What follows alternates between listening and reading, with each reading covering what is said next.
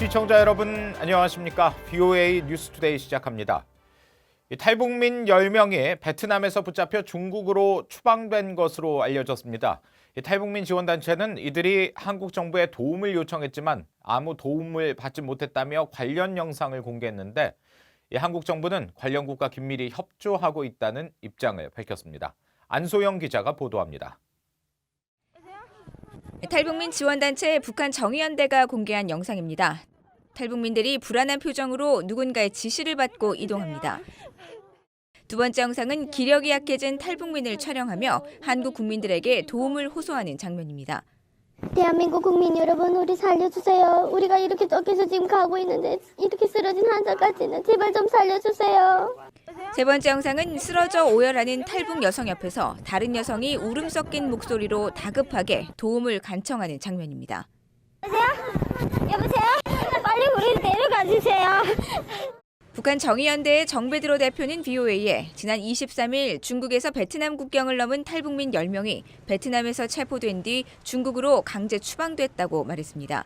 체포된 이들은 10대와 20대 남성 3명, 20대에서 50대 여성 7명으로 알려졌으며 정 대표는 체포 당시 한국 외교부에 도움을 요청했지만 소용이 없었고 현재 이들 모두 북송 위기에 놓여 있다고 주장했습니다.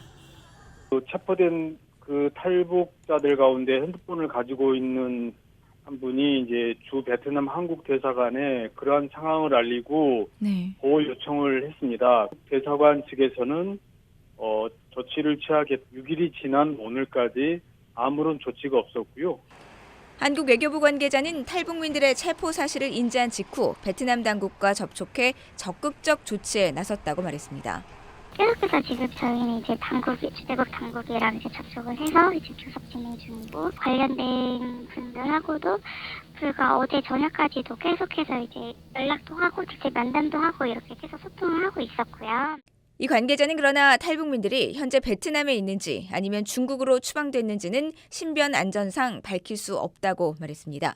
그러면서 지난 4월에도 탈북민 3명이 베트남에 체포돼 중국으로 추방됐지만 외교적 노력을 통해 그들은 현재 한국에 머물고 있다고 설명했습니다. 유엔 북한인권조사위원회는 강제 송환된 탈북민들은 처형 등 가혹한 인권 침해를 당한다며 인권 상황이 개선되기 전까지 북한으로 되돌려보내선 안 된다고 밝히고 있습니다. VOA 뉴스 안소영입니다. 북한 동창리 서해 발사장과 인근 건물에서 차량과 장비 등의 움직임이 민간 위성을 통해 확인됐습니다. 최근 한국 정보당국도 이와 유사한 내용을 밝혔는데 실제 발사 준비인지는 불분명합니다. 함지하 기자가 취재했습니다. 지난 11월 1일 동창리 서해 발사장 일대를 촬영한 위성사진입니다. 발사대 뒤쪽 부분을 보면 대여섯 개의 물체들이 나타납니다. 과거 위성사진에선 없던 것들로 차량이나 장비로 추정됩니다. 발사대 남쪽 방향 산 정상에 위치한 관측타워 바로 앞 도로에도 차량으로 보이는 물체들이 있습니다. 과거 은하 3호 장거리 로켓 등의 조립을 위해 이용됐던 건물 공터에도 차량 서너 대가 포착되는 등 동창리 발사장 곳곳에 새로운 움직임으로 해석될 수 있는 정황들이 발견됐습니다. 이런 움직임들은 최근 한국 정보당국의 발표와 비슷합니다. 서훈 한국 국가정보원장은 29일 국회 정보위원회에 출석해 동창리 미사일 발사장에서 차량과 장비의 움직임이 조금 늘었다고 밝힌 것으로 전해졌습니다. 다만 이런 움직임이 미사일 발사 등으로 이어질 가능성에 대해서는 단정하기 이르다고 답한 것으로 알려졌습니다. 북한은 동창리 서해 발사장을 이용해 3차례에 걸쳐 발사체를 쏘아 올렸고 그때마다 정당한 인공위성 발사라고 주장했습니다. 순민주주인민공화국 국가우주개발국 터더 지구 관측위성 광명성 4호 성과적으로 발사. 그러나 유엔 안보리는 탄도미사일 기술을 이용한 북한의 모든 발사체 발사를 금지하고 있고 따라서 북한이 주장하는 이런 위성 발사 때도 제재를 가해왔습니다. 북한 비핵화에 대한 미북 대화가 교착 상황인 가운데 스스로 연말 시한을 설정한 북한이 동창리 발사장을 이용한 도발에 나설지 주목됩니다. VOA 뉴스 함지아입니다. 미국 국무부 부장관 지명자인 스티븐 비건 국무부 대북특별대표와 이도훈 한국 외교부 한반도 평화교섭 본부장이 29일 북한 미사일 발사 이후 전화 통화를 하고 관련 문제를 논의했습니다. 두 사람은 이날 통화에서 북한의 발사체 발사와 관련한 상황과 평가를 공유했으며 앞서 한일 대북특별대표도 전화통화를 통해 관련 사안을 협의했다고 한국 외교부는 밝혔습니다. 국무부 대변인실 측은 이와 관련해 북한은 도발을 삼가고 유엔 안보리 결의안에 따른 의무를 준수하며 완전한 비핵화를 이루기 위한 지속적이고 실질적인 협상에 복귀하길 촉구한다는 입장을 언론에 밝혔습니다. 한편 일본 외무성은 다키자키 시게키 외무성 아시아 대양주 국장과 비건 대표가 28일 전화통화를 통해 북한의 발사체에 관한 향후 대응 방침을 조율하고 미일, 미한일이 긴밀히 협력하기로 했다고 말했습니다. 캐나다는 북한이 28일 초대형 방사포라고 주장한 발사체를 탄도미사일로 규정하며 유엔 안보리 결의를 위반한 것이라고 규탄했습니다.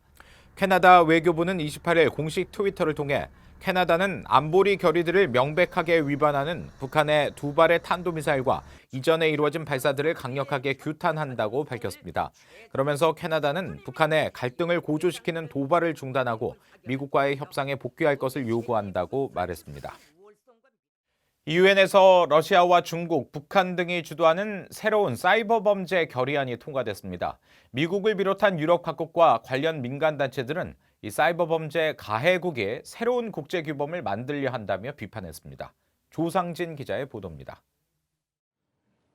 유엔 총회 제3위원회에서 지난 18일 범죄 목적의 정보통신 기술 이용을 막기 위한 사이버 범죄 결의안이 찬성 88, 반대 58표로 통과됐습니다. 러시아가 발의하고 북한과 중국, 이란 등 39개 나라가 공개적으로 지지했습니다. 결의안은 사이버 범죄 조사 단체를 새로 설립해 위법 행위를 근절하기 위한 새 협약 제정을 중심으로 각 정부 추천 전문가들이 사이버 범죄에 대한 조사와 기소 권한을 부여하는 방안이 담겼습니다. 결의안을 주도한 러시아는 새 결의안의 필요성을 강조했습니다. On the basis of such a convention, the United Nations would be able to play a key role in mobilizing international efforts to combat crime in the area of ICTs. 그러나 미국과 유럽 각국은 새 협약 필요성에 대해 회원국 간 합의가 전혀 없었으며 범죄 근절 효과 등에 대한 연구도 전혀 이뤄지지 않았다며 비판했습니다. Adopting this resolution will drive a wedge between member states and undermine international cooperation to combat cybercrime at a time when enhanced coordination is essential. 정보통신 관련 36개 국제 민간단체도 성명을 발표하며 반발했습니다. 러시아 주도의 사이버 범죄 결의안이 범죄 목적의 사이버 활동을 모호하게 정의해 자신들을 비판하는 시민사회와 인권단체, 언론 등의 인터넷 활동을 통제하고 위축시키는 데 악용될 것이라고 우려했습니다. 미국을 비롯한 서방 국가들은 러시아, 북한, 중국 등 사이버 범죄를 빈번하게 저질러온 국가들이 새로운 사이버 국제규범을 만들려는 의도가 의심스럽다고 비판했습니다. 이번 결의안 통과를 우려해왔던 미국은 이에 대응하는 새로운 사이버 관련 법안을 마련할 계획이라고 밝혔습니다. VOA 뉴스 조상진입니다. 미국과 한국이 다음 주 워싱턴에서 내년 한국의 방위비 분담금 규모를 결정하기 위한 4차 협상을 벌입니다. 한국 외교부는 29일 한미 방위비 분담금 특별협정 SMA 체결을 위한 한미 간 협의가 다음 달 3일과 4일 워싱턴 DC에서 개최된다고 밝혔습니다. 그러면서 기존의 협정 틀 내에서 합리적인 수준의 공평한 방위비 분담을 한다는 기본 입장 하에 인내를 갖고 미국 측과 긴밀히 협의할 것이라고 설명했습니다. 앞서 제임스 드하트 미 협상 대표는 지난 18일과 19일 서울에서 진행된 3차 협상이 파행으로 끝난 뒤 한국 측이 공정하고 공평한 분담이라는 우리의 입장에 부응하지 못했다며 양국이 모두 수용할 수 있는 새로운 제안을 내놓길 바란다고 말했습니다. 싱가포르에 거주하는 미국 가상화폐 전문가가 북한의 제재 회피를 도운 혐의로 미국 법정에 넘겨졌습니다. 미국 법무부는 29일 미국인 버질 그리피스가 지난 4월 중국을 거쳐 북한으로 입국해 평양 블록체인 가상화폐 회의에 참석한 혐의로 체포돼 기소됐다고 밝혔습니다. 그리피스 씨는 관련 분야 박사학위 소지자로 평양에서 북한 당국이 사전 승인한 주제를 발표하고 가상화폐를 이용한 제재 회피와 돈 세탁 방법에 대한 기술적 정보를 북한에 제공했다고 미국 검찰은 설명했습니다.